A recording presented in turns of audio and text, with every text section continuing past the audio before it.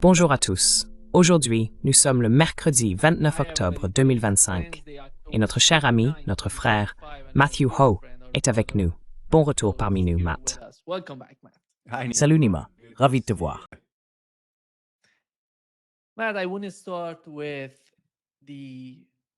Matt, je veux commencer par, tu en parlais avant que nous soyons en direct, Zohran Mamdani.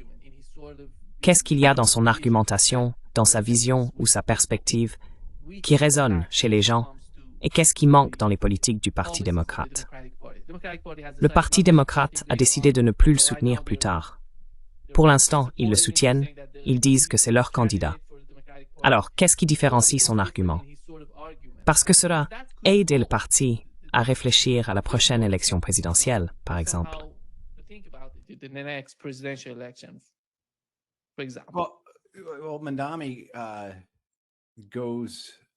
Eh bien, Mamdani va à contre-courant, ou du moins c'est ce qu'il dit vouloir faire. Nous verrons bien. Je pense que beaucoup de gens se méfient de lui. Vous savez, ceux d'entre nous, à gauche, se méfient à cause de nos expériences avec Obama, avec AOC, avec Sanders, n'est-ce pas? Donc nous avons tous un certain degré de scepticisme en le regardant, ce qui est logique. Nous serions idiots autrement.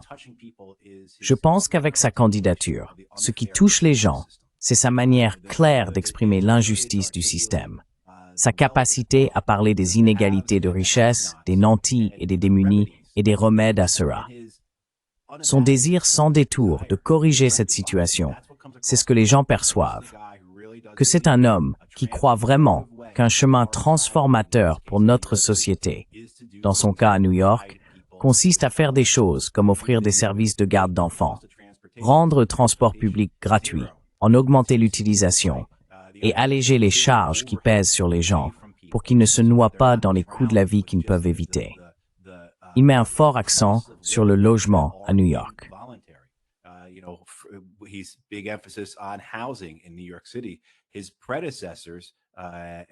Ses prédécesseurs, Eric Adams, Michael Bloomberg, ont tous permis aux loyers d'augmenter à New York.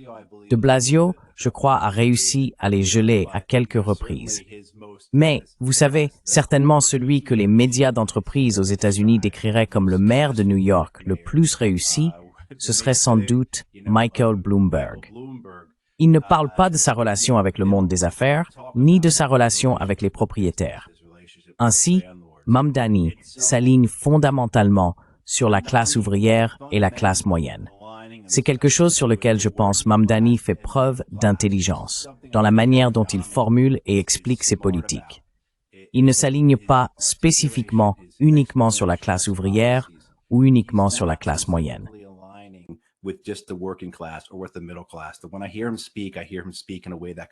Quand je l'entends parler, je l'entends s'exprimer d'une manière qui confond les deux. Car même si vivre de chèque de paie en chèque de paie avec 30 000 $ par an est bien pire que de vivre de chèque de paie en chèque de paie avec 100 000 ou 150 000 $ par an, et je sais que nous parlons de New York, donc c'est encore plus élevé, cela reste vivre de chèque de paie en chèque de paie. Ainsi, une grande partie des angoisses, frustrations, peurs et colères de la classe ouvrière se retrouve dans la classe moyenne. Bien sûr, il y a des différences. Mais lorsque l'on regarde quels sont les problèmes fondamentaux, ce sont les coûts fixes que les familles américaines doivent supporter simplement pour vivre, se rendre à leur travail, subvenir aux besoins de leurs enfants. Des choses que nous pourrions aborder collectivement, des choses que nous pourrions fournir ensemble.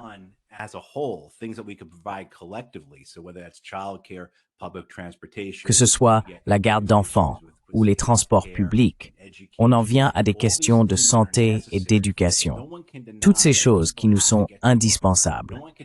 Personne ne peut nier que les gens doivent aller travailler. Personne ne peut nier que si l'on veut travailler, il faut quelqu'un pour s'occuper de ses enfants. Personne ne peut nier que les coûts des soins de santé aux États-Unis sont ruineux. Ils sont exorbitants. Ils sont le produit d'un système de santé défaillant, immoral et criminel, qui compte quelques gagnants et beaucoup de perdants. Et donc, en regardant tout cela, et la manière dont Mamdani se présente, son caractère, son apparence, son intelligence, son humour, il parvient à se montrer comme un outsider, tout comme Obama l'a fait, tout comme Donald Trump l'a fait. Et peut-être qu'après eux, nous devrions simplement nous taire et ne rien dire.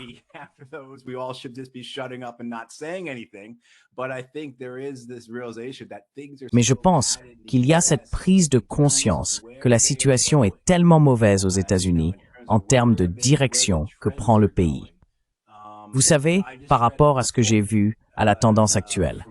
Je viens de lire un livre de la fin des années 1990 de Michael Parenti, un auteur de gauche, et je n'avais encore jamais lu ce livre-là de lui. Les sujets dont il parle dans ce livre, en particulier l'inégalité des richesses, il y a 25 ou 30 ans, quand il l'a écrit, ses arguments paraissaient presque désuets. Je veux dire, les choses se sont tellement aggravées.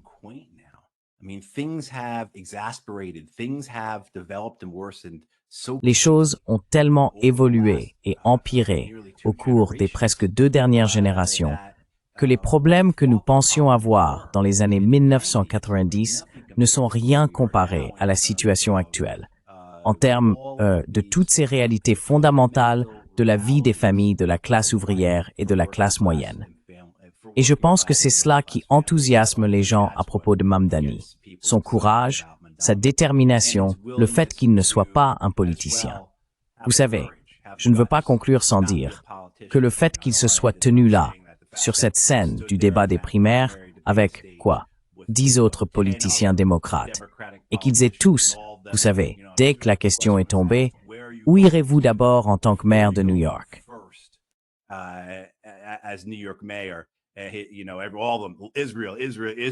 Vous savez, tout le monde, Israël, Israël, Israël. Et Mamdani dit, je ne vais nulle part. Je suis le maire de New York, pas le maire de Tel Aviv, ou quelque chose dans ce genre. Et les gens ont réagi à cela. Les gens ont compris, et ils ont aimé qu'il ait le courage de le dire. Donc je pense, il faut prendre son soutien à la classe ouvrière et à la classe moyenne, sa manière d'exprimer les problèmes qu'elle rencontre, ses solutions à cela. Combiné à son courage, quand on lui a demandé « Croyez-vous qu'Israël a le droit d'exister ?» Il a répondu « Il n'a pas le droit d'exister en tant qu'État d'apartheid. » Je veux dire, exactement. Exactement. Qui conteste cela? Qui l'exprime mieux que lui?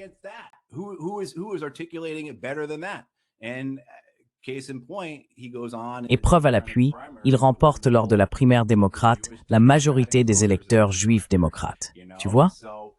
Donc pour résumer tout cela, on peut comprendre pourquoi les gens sont enthousiastes à propos de Mamdani, et il semble bien parti pour remporter une large victoire à New York. Nous ajouterons toutefois une mise en garde, une petite astérisque, en rappelant que tout peut arriver. Et il met beaucoup de gens très en colère à ce sujet. Donc, si un événement de type Deus Ex Machina se produit dans la semaine à venir et change le résultat de l'élection, je ne pense pas que beaucoup d'entre nous seraient surpris. Mais en dehors de cela, tout indique qu'il sera le prochain maire de New York.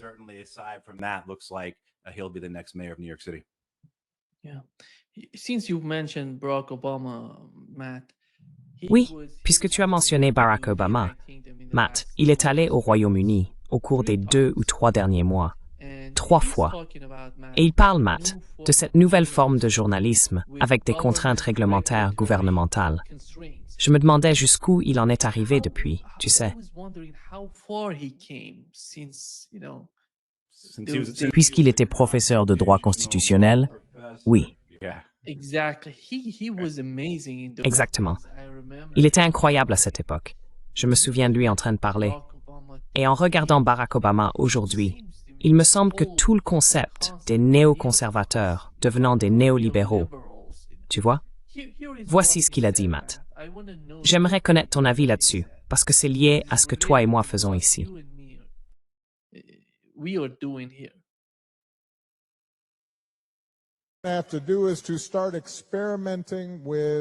Ce que nous devons faire, c'est commencer à expérimenter de nouvelles formes de journalisme et à réfléchir à la manière dont nous utilisons les réseaux sociaux pour réaffirmer les faits et distinguer les faits des opinions. Nous voulons une diversité d'opinions. Nous ne voulons pas une diversité de faits. C'est, je pense, l'une des grandes missions des réseaux sociaux. D'ailleurs, cela nécessitera une certaine intervention du gouvernement, certaines contraintes réglementaires. Concernant ces modèles économiques, d'une manière conforme au premier amendement, mais qui reconnaît aussi qu'il existe une différence entre ces plateformes et un modèle économique qui met en avant les voies les plus haineuses, les plus polarisantes ou les plus dangereuses. Dangereuses dans le sens où elles incitent à la violence. Et cela, je pense, sera un grand défi que nous devrons tous relever.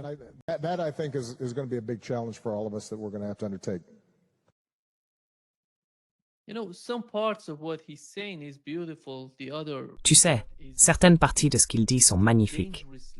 L'autre partie est dangereusement effrayante. Parce que, quand tu dis « les faits », qui va définir ce que sont les faits? C'est le problème. Exact. C'est exactement ça, Nima. C'est exactement, tout l'argument est là. C'est précisément le point essentiel. Tu écoutes ces paroles, et simplement parce que je lis en ce moment un livre sur John Brown, je pense que, selon les définitions de Barack Obama, concernant ceux qui sont les plus polarisants, ou qui présentent une diversité de faits, ou qui sont susceptibles d'inciter à la violence, eh bien, selon cette mesure, dans la première moitié du 19e siècle, il aurait fallu censurer le mouvement abolitionniste aux États-Unis. Et on pourrait trouver bien d'autres exemples de ce genre.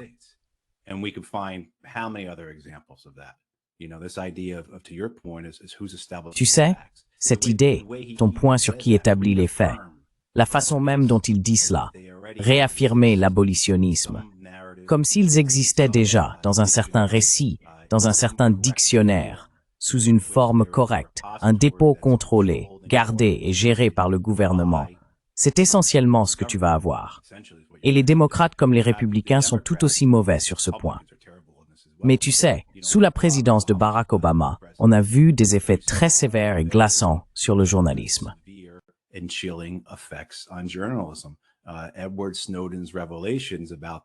Les révélations d'Edward Snowden sur la surveillance et l'espionnage massif du public américain par le gouvernement américain, une pratique sur laquelle l'administration Obama a en grande partie insisté, ont poussé Snowden à l'exil et conduit à la persécution d'un plus grand nombre de lanceurs d'alerte que sous toute administration présidentielle précédente.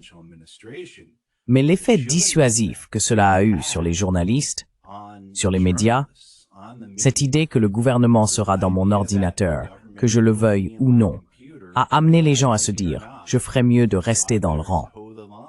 Vous savez, il y a eu des sondages d'opinion et des études montrant que cela a eu un effet dissuasif. PEN International, la grande organisation littéraire, a mené une étude qui a confirmé exactement cela, montrant que les journalistes s'auto-censuraient.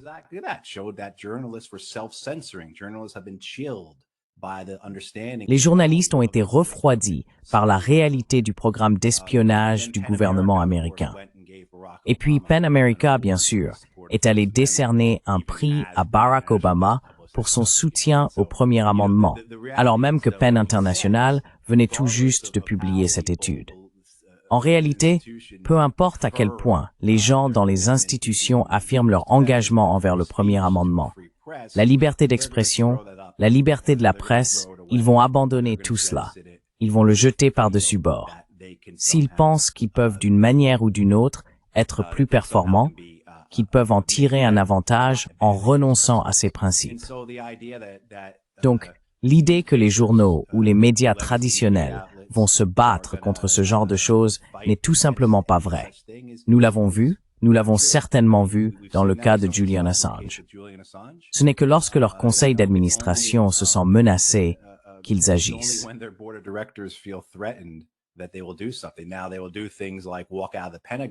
Maintenant, ils vont faire des choses comme quitter le Pentagone, les grands médias traditionnels, dans un spectacle, une sorte de mise en scène.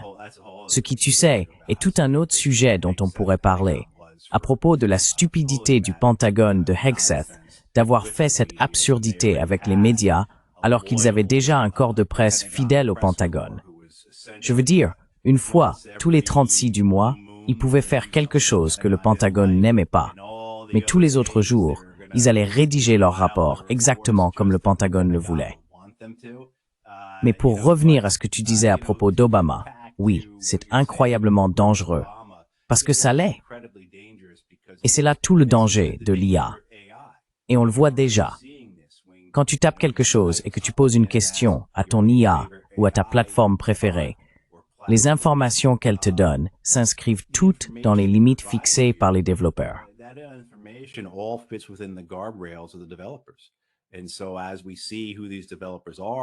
Ainsi, à mesure que nous découvrons qui sont ces développeurs et que ces plateformes d'IA deviennent plus solides, plus autoritaires, il devient d'autant plus important de se demander qui sont les personnes qui disent à l'IA ce qui est correct, qui sont celles qui lui disent ce que sont les faits, quelles opinions sont trop polarisantes.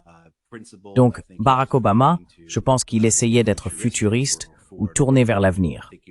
Bien sûr, il faisait aussi preuve de parti pris, en essayant de laisser entendre que les dangers venaient tous de la droite sur ce sujet.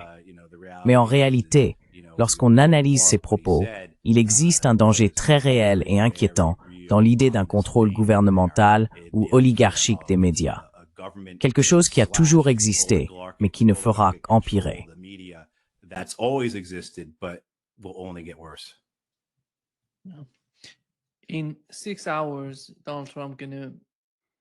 Dans 6 heures, Donald Trump va rencontrer Xi Jinping, si je ne me trompe pas, en Corée du Sud. Et il est optimiste quant à cette rencontre. En regardant ce que Pete Hegseth a dit à propos de la menace qui se déplace de la Chine vers le Japon, je ne vois pas comment ils peuvent faire, car il faut préparer l'atmosphère avant la réunion. Il faut créer quelque chose, vous savez, qui résonne avec votre interlocuteur. Je ne vois pas cette atmosphère être façonnée par l'administration Trump. Voici ce que Pete Hegseth a dit, Matt.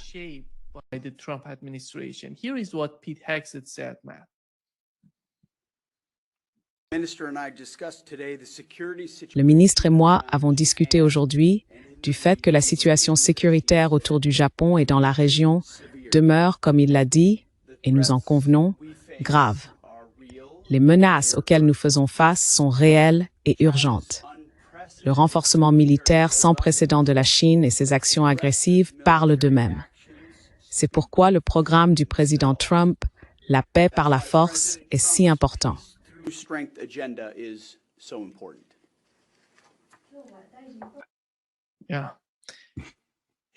Oui.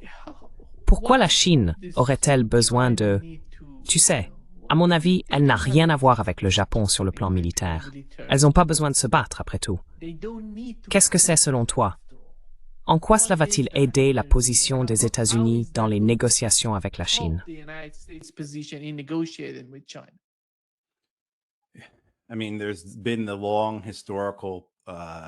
Je veux dire, il y a eu cette longue hostilité historique, cette animosité, ce conflit entre le Japon et la Chine. Et maintenant, avec la nouvelle première ministre conservatrice Sanae Takahashi, qui est une révisionniste de la Seconde Guerre mondiale, n'est-ce pas? Elle visite les sanctuaires dédiés aux criminels de guerre japonais. Elle veut que les manuels d'histoire japonais soient réécrits pour donner l'impression que le Japon a été la victime de la Seconde Guerre mondiale et non l'agresseur. Et de manière plus concrète, elle a déclaré qu'elle allait doubler les dépenses militaires du Japon. Vous savez, le Japon vient d'obtenir des missiles Tomahawk pour ses navires.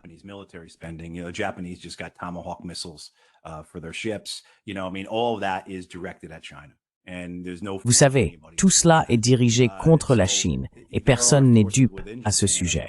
Il y a bien sûr des forces au Japon qui voient un réel avantage à entretenir cette hostilité. Tout comme Donald Trump, j'en suis sûr, essaye de le faire avec sa visite en Corée du Sud en ce moment, avant de rencontrer Xi. C'est le même genre de choses. Nous devons nous assurer que nos alliances avec ces pays restent solides et que nous ne perdons pas de terrain. Et donc, vous savez, ce besoin de maintenir les alliances est quelque chose que, tandis que nous observons l'évolution de l'administration Trump, nous voyons qu'il y a une méthode derrière leur folie et qu'ils sont plus réalistes dans leur pratique qu'idéologique.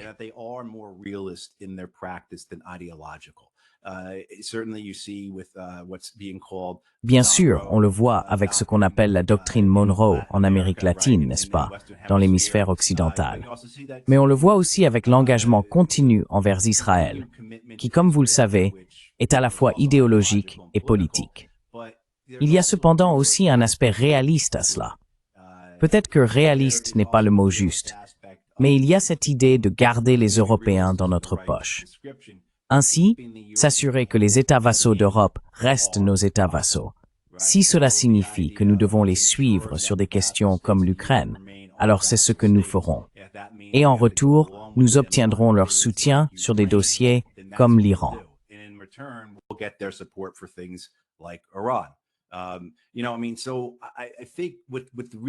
Je pense donc que la prise de conscience, c'est que nous vivons dans un monde multipolaire. Et c'est pourquoi je dis qu'il y a une vision plus réaliste, à mon avis, dans les projets de Trump ou dans la politique étrangère de son administration, que beaucoup de gens ne veulent bien le reconnaître. Je pense que beaucoup d'entre nous l'aperçoivent de manière fragmentée, ou comme idéologique, ou encore comme une tentative vaine et glorieuse de remporter le prix Nobel de la paix, ou fondée sur des animosités personnelles. Je vais imposer des droits de douane au Brésil parce que ce type Lula est un imbécile. Il a mis mon ami Bolsonaro en prison, n'est-ce pas? Je veux dire, cela existe. C'est là. Mais il y a aussi, encore une fois je le crois, un plan plus vaste, une stratégie, si l'on veut.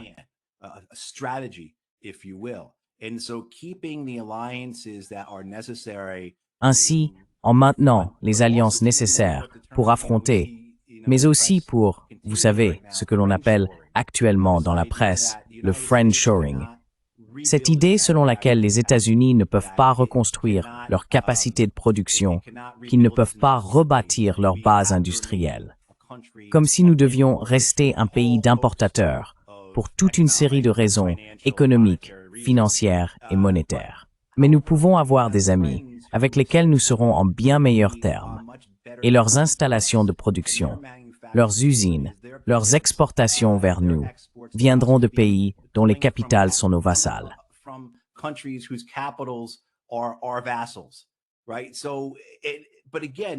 D'accord. Mais encore une fois, perdre cette idée, ou ne plus s'y accrocher, je dirais que l'administration Biden reste attachée à cette idée selon laquelle les États-Unis sont la seule superpuissance mondiale, qu'il existe encore une hégémonie américaine. Je pense que l'administration Trump avait compris que c'était fini. Cela ne reviendra pas. Nous devons donc faire tout ce qui est en notre pouvoir pour consolider ce que nous pouvons. Et cela inclut, oui, le fait de s'assurer d'aller au Japon et en Corée du Sud. On peut voir à quelle vitesse ces pays préfèrent rester, du moins leur classe dirigeante, n'est-ce pas, du moins ceux qui détiennent le pouvoir, attachés au maintien du statu quo, même en tant que vassaux d'un empire en déclin et en échec.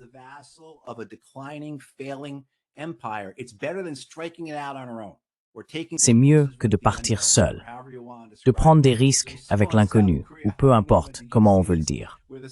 Donc en Corée du Sud, je ne vois même pas cela avec le président sud-coréen remettant à Donald Trump. Cela fait suite au premier ministre du Japon, Takashi, je ne suis pas sûr de bien prononcer le nom, qui a dit qu'elle allait nommer Donald Trump pour le prix Nobel de la paix. Je ne sais pas si vous avez vu ça.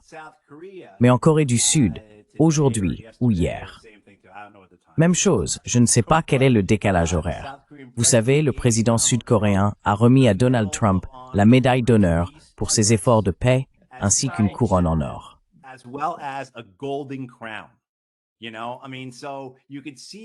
Tu sais, je veux dire, on peut voir ici la supplication, la façon dont ils baisent l'anneau, se mettent à genoux et baisent l'anneau, affirmant ainsi leur rôle dans l'Empire américain dans ce nouveau monde multipolaire.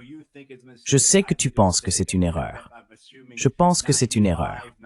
Je parie, j'imagine, que 95, 96, 87% des braves gens qui nous regardent en ce moment pensent que c'est une erreur, tu vois? Mais c'est comme ça que les choses évoluent. Et donc tu sais, Hegseth, qui bat le tambour comme il l'a fait, c'est son propre parti pris, son propre chauvinisme, sa propre idéologie et ses propres convictions. Mais cela aide à la fois les Japonais, les Coréens, les Australiens et d'autres au sein de l'ASEAN, tu sais, dans toute l'Asie de l'Est, qui peuvent montrer du doigt et dire « Ah oui, la Chine, c'est le vrai méchant dans notre voisinage, et elle est plus forte que nous. »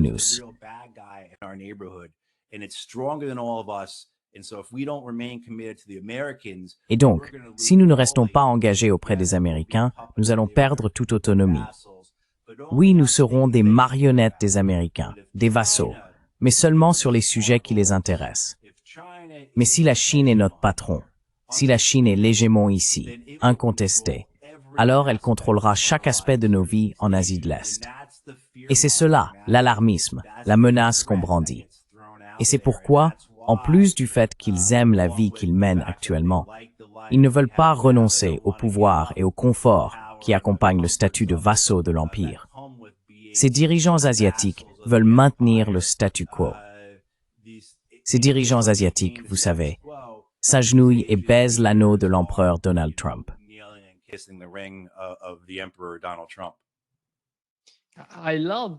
J'adore que ces pays reconnaissent, tu sais, l'obsession de Trump pour l'or et tout ça, n'est-ce pas?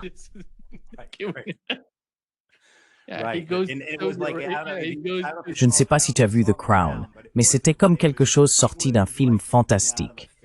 Tu sais, cette grande chose en or avec des flèches qui en sortent. Et ici, c'était pareil. Le métal n'était pas simplement ordinaire, il était orné. Oui. Et donc, ils savent exactement de quoi il s'agit. C'est comme ça qu'on m'a posé cette question à propos d'Israël l'autre jour. Est-ce que Trump tient vraiment les Israéliens en laisse? Et j'ai répondu non, il ne les tient pas en laisse. Ils ont tué 46 enfants la nuit dernière lors de frappes aériennes. Bien sûr qu'il ne les tient pas en laisse. Mais, ce que les Israéliens comprennent, c'est que, bon, il suffit d'amadouer cet escroc en chef à la Maison-Blanche.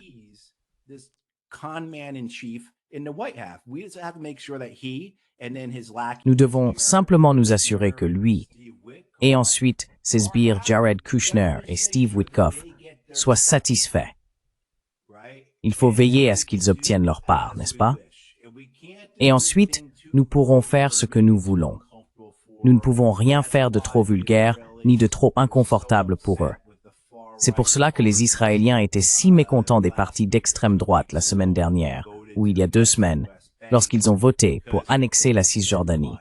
Parce que c'était trop ostentatoire, trop évident. N'est-ce pas? Nous devons annexer la Cisjordanie lentement. Vous allez tout gâcher en essayant de tout faire d'un coup. C'est essentiellement ce que presque toute la classe politique israélienne a dit à l'extrême droite, à l'exception d'une poignée de centristes et de gens de gauche.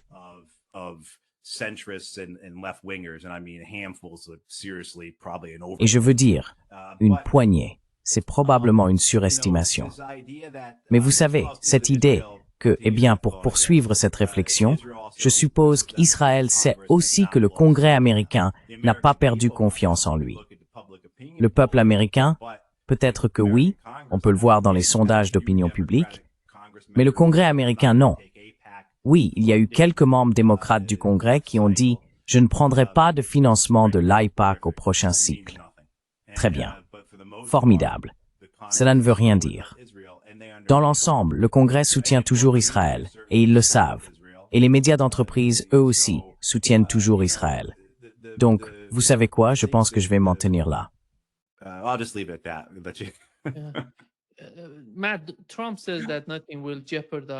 Matt, Trump a déclaré au Japon que rien ne mettrait en péril le cessez-le-feu à Gaza. Mais Israël attaque Gaza. Comme tu l'as mentionné, il tue des civils. Et comme personne ne sait qui a tué ce soldat israélien, ils disent qu'un soldat israélien a été tué par le Hamas. Je ne sais pas qui est responsable. C'est pour cela qu'ils attaquent.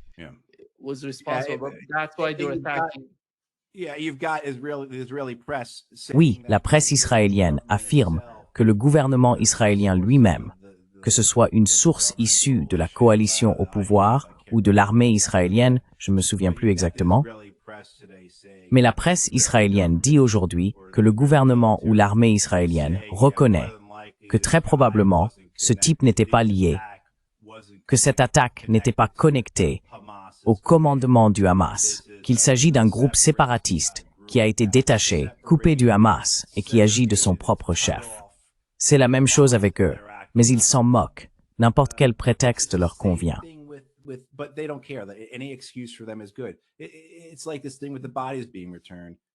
C'est comme cette histoire avec les corps qu'on doit rapatrier.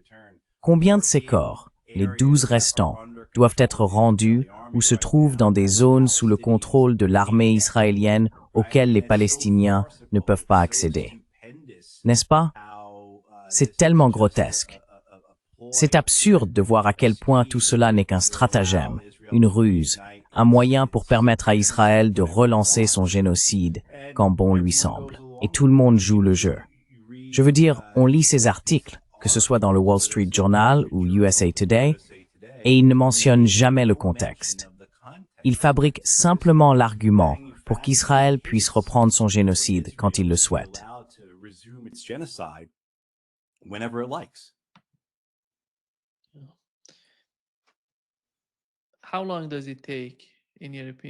Combien de temps penses-tu qu'il faut pour que tout change, pour que tout s'effondre? Parce que moi, je ne le vois pas. Tu sais, le cessez-le-feu entre le Hezbollah et Israël, eh bien Israël continue d'attaquer le Hezbollah. Mais le cas du Hezbollah est totalement différent quand on regarde la situation avec le gouvernement libanais et le type d'activité qui se déroule entre les deux parties. Mais en ce qui concerne Gaza, c'est bien plus fragile. Tu regardes la situation, et je ne sais pas comment, parce que Rubio a dit il se défendait avec ses attaques contre des civils. Et en avançant ce genre d'argument, ça ne va pas aider si l'on veut réellement maintenir le cessez-le-feu.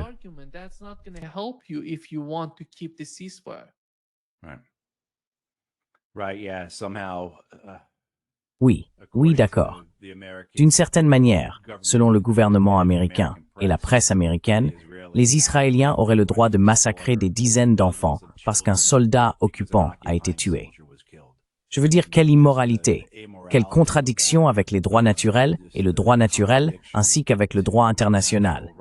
C'est évident. Et pourtant, nous avons une classe dirigeante aux États-Unis pour qui il n'importe pas que la majorité des Américains soit désormais opposée à Israël et à son génocide. La classe dirigeante s'en accommode pour des raisons assez banales, parce que leurs amis sont sionistes et qu'ils ne veulent pas avoir une conversation gênante lors d'un, vous savez, cocktail mondain. C'est en grande partie ainsi que fonctionne la classe dirigeante, n'est-ce pas?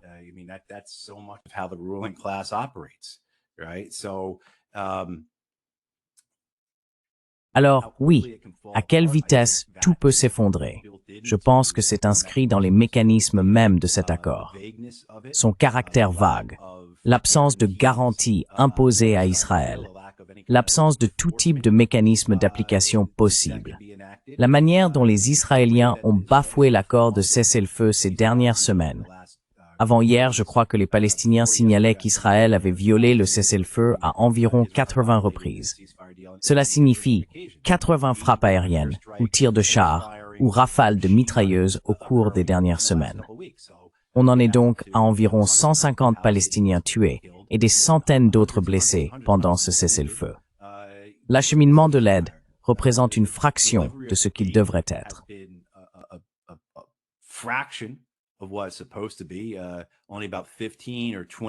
Seulement environ 15 ou 20% sont livrés chaque jour, comme cela est requis, et il n'y a aucun contrôle à ce sujet. L'armée israélienne continue d'occuper 55 à 56% de Gaza, et Netanyahou dit qu'ils vont en prendre davantage.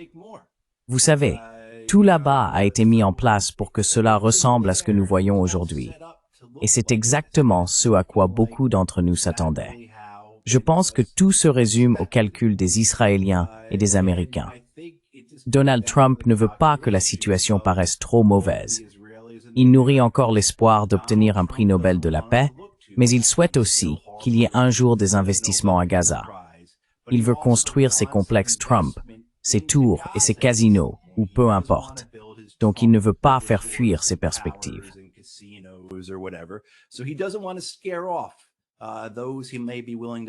Ceux qui pourraient être prêts à investir des centaines de millions, voire des milliards de dollars dans cette combine.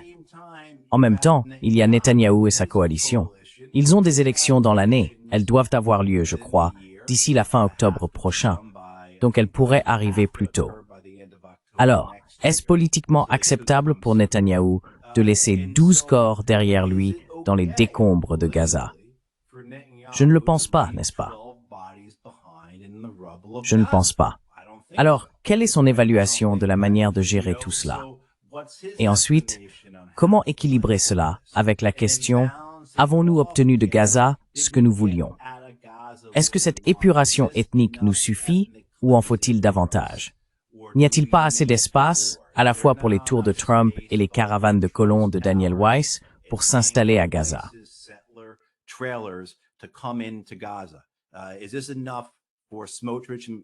Est-ce que cela suffit pour Smotrich et Ben Gvir, ou devons-nous continuer dans cette direction? Vous savez, il faut équilibrer cela avec, écoutez, allons-y, lançons l'annexion de la Cisjordanie. Nous n'avons tué que 200 Palestiniens jusqu'à présent cette année en Cisjordanie. Nous n'avons tué que 40 enfants en Cisjordanie cette année. Il faut en faire davantage. Ils n'ont brûlé que des dizaines de milliers d'oliviers pendant cette récolte. Mais il y en a des millions d'autres, quelques millions d'oliviers. Il faut faire mieux que ça. Nous ne pouvons pas le faire si nous nous concentrons sur Gaza. Il faut commencer à prêter attention à la Cisjordanie. Et comme vous l'avez souligné, le Liban, la Syrie, l'Iran, ils planent toujours au-dessus de nos têtes.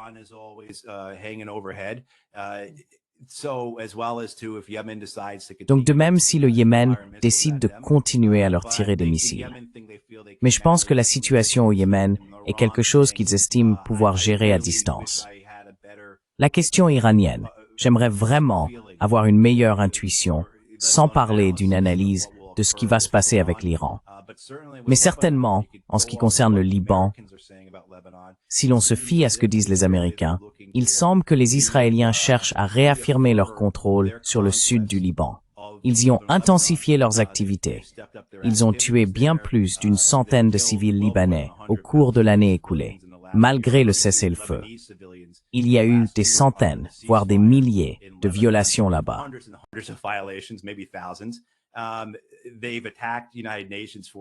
Ils ont attaqué les forces des Nations Unies. Que Dieu bénisse la finule, les casques bleus des Nations Unies. Ils ont abattu un drone israélien l'autre jour. Donc au moins ils ont enfin riposté dans ce sens. Sans rien enlever à la manière dont ils ont tenu tête à Israël l'année dernière, car ils l'ont vraiment fait, en particulier les Irlandais et d'autres qui étaient là.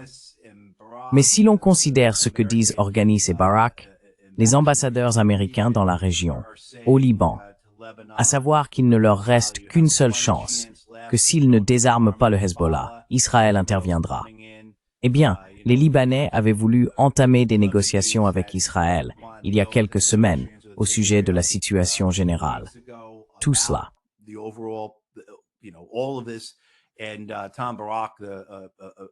Et Tom Barak, l'envoyé américain, leur dit, vous savez, eh bien, dès le départ, les négociations n'avancent pas parce que vous voulez parler du fait qu'Israël ne soit pas autorisé à bombarder le Liban. Et ça, c'est inacceptable pour les Israéliens. Donc vous voyez qu'ils veuillent maintenir cette pacification, cette perturbation continue, peu importe comment on l'appelle. Rien. Je pense que pacification et perturbation sont essentiellement des synonymes dans le lexique israélien lorsqu'il s'agit de leurs efforts militaires, diplomatiques et politiques. Mais si on le voit sous cet angle, dans le sens de ce que les Israéliens veulent maintenir, veulent-ils continuer à faire ce qu'ils ont fait au cours de l'année écoulée, ou veulent-ils réétendre leurs opérations?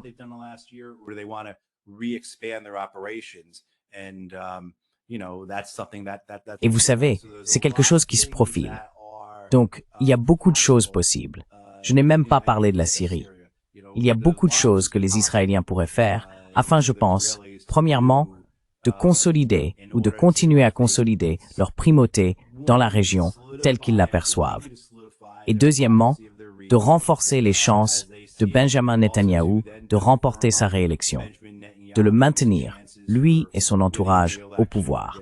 Je pense qu'un grand nombre de ces choses doivent commencer à se produire dans le mois ou les 2 mois à venir pour s'assurer qu'il y ait suffisamment de temps, un intervalle suffisant pour que cela produise les effets politiques en Israël que Netanyahou et les siens souhaitent.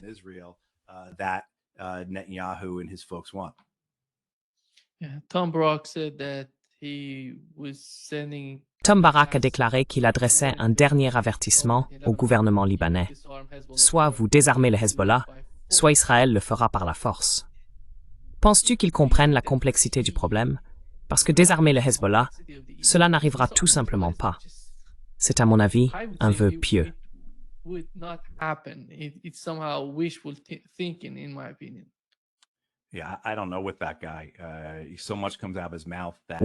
je ne sais pas trop pour ce type.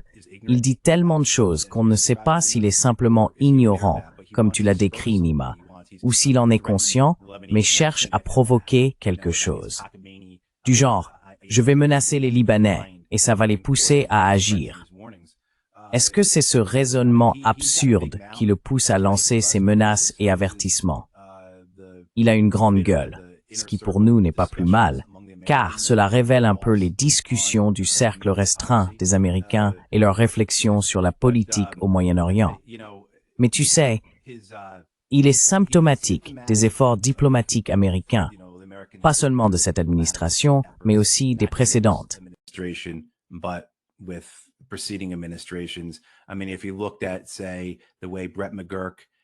Je veux dire, si l'on regarde par exemple la manière dont Brett McGurk et Amos Hochstein, les deux principaux responsables de Biden pour le Moyen-Orient, se sont comportés pendant 4 ans, la façon dont ils se sont présentés aux pays de la région, y compris les ultimatums adressés au Liban, et puis, surtout, ou tristement célèbre, le reportage de l'année dernière qui affirmait essentiellement que Hochstein et McGurk étaient les deux qui avaient donné à Israël le feu vert pour lancer sa campagne au Liban.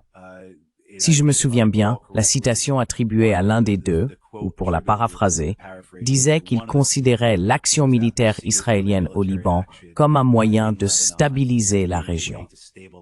Cela montre vraiment leur propre conviction, leur propre biais, leur propre vision de ce que la région devrait être, ainsi que leur incapacité à comprendre le rôle qu'Israël joue dans la région depuis des décennies.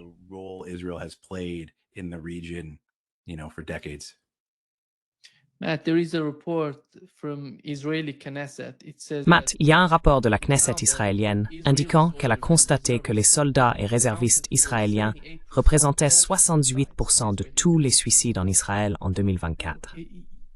C'est incroyable à voir.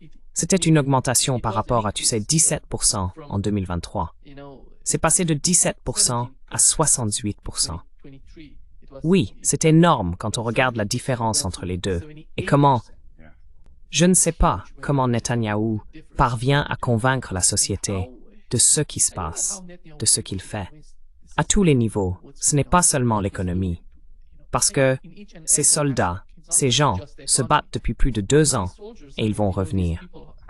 Tu comprends ce qui se cache derrière ce genre de suicide, parce qu'ils ont vu quelque chose que personne d'autre n'a jamais vécu auparavant.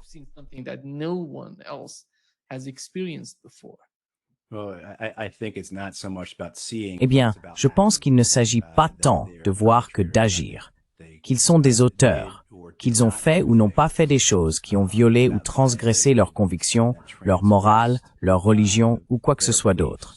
Le terme utilisé est blessure morale. Plus précisément, on parle de PITS, stress traumatique induit par le rôle de perpétrateur. La blessure morale se retrouve partout dans le monde et dans toutes sortes de professions. Mais elle a une catégorie particulière dans le milieu militaire et chez les anciens combattants. Et il en va de même pour le PITS. Cela peut arriver à n'importe qui, que ce soit par une action délibérée ou accidentelle, ou même par l'inaction. Je ne saurais trop insister là-dessus.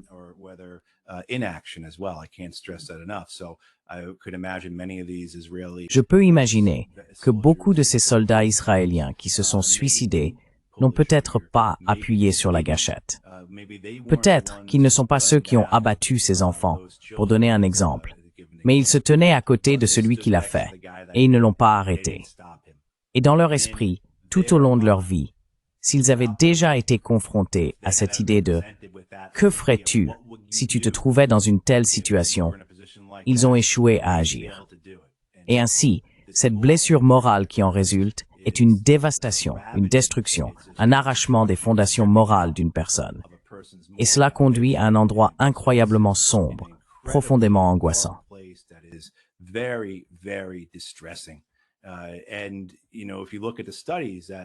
Et vous savez, si vous examinez les études publiées par le gouvernement américain, en particulier par le département des anciens combattants, ainsi que les recherches menées par divers États et universités, vous verrez qu'il existe un lien clair entre les suicides de vétérans, le combat et très souvent la culpabilité, le regret, la honte ou cette blessure morale. En fait, la première étude que je connaisse remonte, je crois, à 1990, menée par le département des anciens combattants, qui a révélé que le meilleur indicateur de suicide chez les vétérans du Vietnam était la culpabilité liée au combat. Et c'est vrai, les gens ne me croient pas. Vous pouvez me contacter, je vous enverrai les études.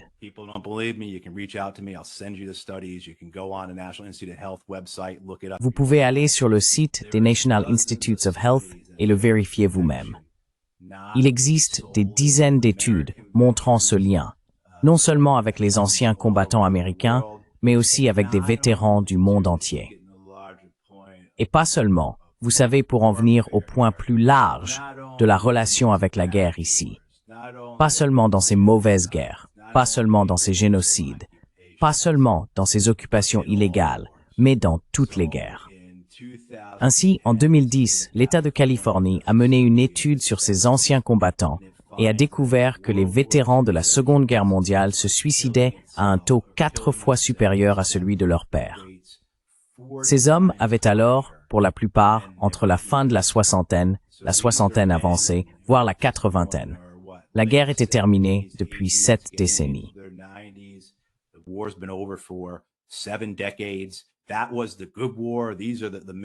C'était la bonne guerre. Ce sont les hommes qui ont vaincu l'Allemagne nazie et le Japon impérial. Et toutes ces années plus tard, à cause de ce à quoi ils avaient pris part, à cause de ce qu'ils avaient fait, ils souffraient encore. Et c'étaient les gentils. Ils portaient le chapeau blanc. Pourtant, ils se suicidaient à un taux 4 fois supérieur à celui de leur père. Ce que nous voyons avec le taux de suicide en Israël parmi les anciens combattants n'a donc rien de surprenant.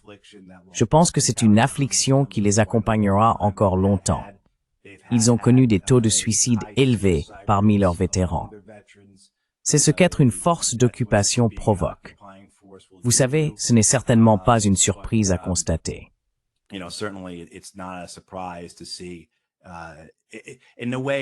Et la manière dont cela sera probablement géré sera celle dont le gouvernement américain le fait habituellement. Ils trouveront des moyens d'en parler. Ils cesseront de publier les données, ou les publieront d'une façon difficile à interpréter. Et juste un dernier point à ce sujet, parce que cela me dérange énormément.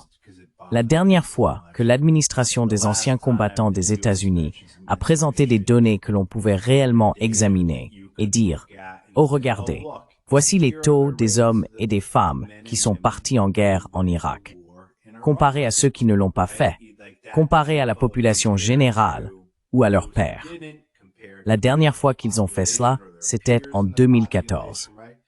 À ma connaissance, le VA a fait cela pendant 2 ans.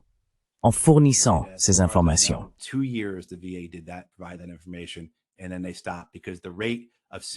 Et puis ils ont arrêté, parce que le taux de suicide parmi les anciens combattants américains d'Irak et d'Afghanistan était, selon le sexe et l'âge, de 6 à 14 fois plus élevé que celui de leur père. Oui. Donc vous savez, en particulier s'ils étaient dans l'infanterie, dans les unités de combat, s'ils avaient été au front, etc., les taux étaient bien plus élevés. Mais oui, la blessure morale est une réalité. Homère en a parlé, Shakespeare en a parlé. Vous savez, cela a toujours existé. Et ce que les soldats israéliens traversent, je connais beaucoup de gens, moi y compris. Mon Dieu, c'est pour ça que je déteste tellement cette situation. Parce qu'elle me rend incapable d'éprouver de l'empathie, n'est-ce pas? Je vois quelque chose se produire, et quand j'ai entendu parler de ce soldat tué à Rafah, j'ai pensé bien, il l'a mérité, n'est-ce pas?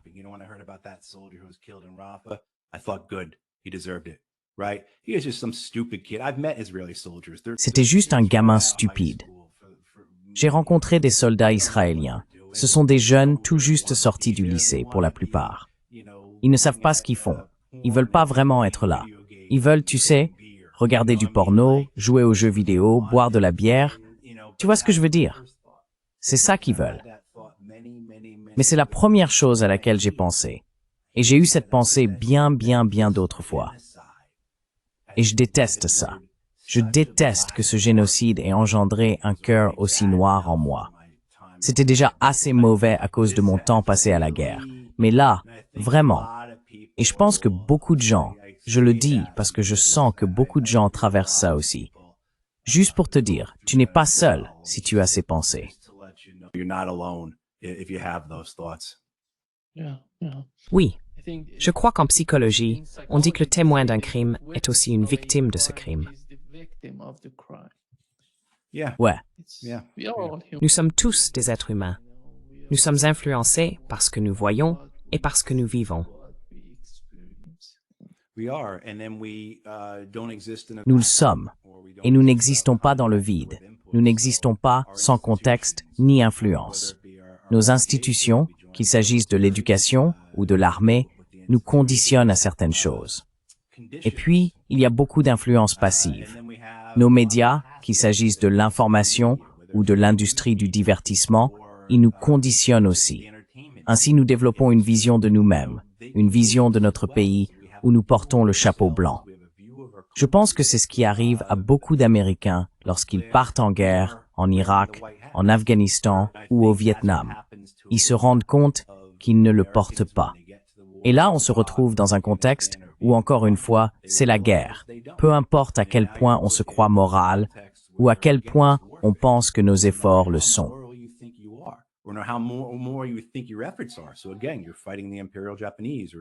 Donc, encore une fois, vous combattez les Japonais impériaux ou les nazis. Vous faites toujours partie de quelque chose qui est une force surhumaine et qui, par sa nature même, est immorale, peut-être même amorale, parce qu'elle ne se soucie de rien, et vous pensez que vous allez être un agent de votre propre moralité ou de la moralité de votre récit. Non, cette guerre va faire de vous un agent de son immoralité. Et donc, vous savez, c'est ce qui se passe, et c'est pourquoi, d'une certaine manière, j'ai fait le lien avec la Seconde Guerre mondiale. Mais vous savez, on parle du génocide, de l'occupation en Palestine, des occupations américaines en Afghanistan, en Irak, au Vietnam, et ainsi de suite. La guerre est déjà assez mauvaise comme ça.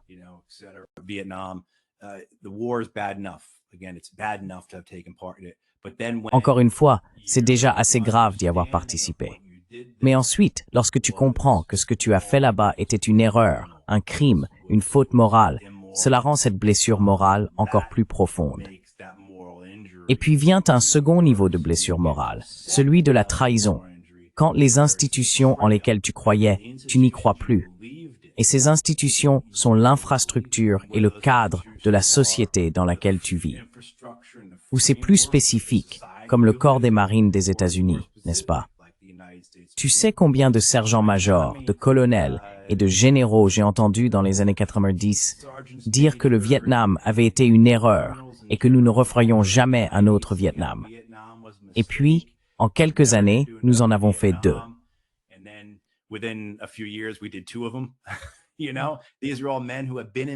Vous savez, ce sont tous des hommes qui avaient été au Vietnam, et ils juraient « Oh, j'enlèverai mes aigles ou mes étoiles, ou je déchirerai les galons de mon épaule. » Vous voyez, et aucun d'eux ne l'a fait. Alors il y a une trahison qui en découle, et cela aggrave cette blessure morale individuelle. Et oui, c'est pour cela que l'idée de la guerre, l'idée du combat, aussi noble qu'on puisse la présenter, aussi justifiée qu'elle puisse paraître, aussi rédemptrice ou réparatrice, qu'on puisse penser que la violence soit. Ce n'est pas si simple. Ce n'est jamais si simple. Et cela ne s'arrête pas. Que vous mettiez un homme dans un avion ou sur un navire pour le renvoyer chez lui, la guerre reste avec lui. Et les conséquences sont là, vous savez, comme on le voit chez ces 78% d'Israéliens.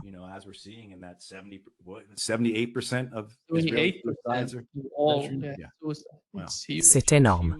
C'est énorme, je pense. Merci beaucoup, Matthew, d'être avec nous aujourd'hui. Un grand plaisir, comme toujours. Très bien.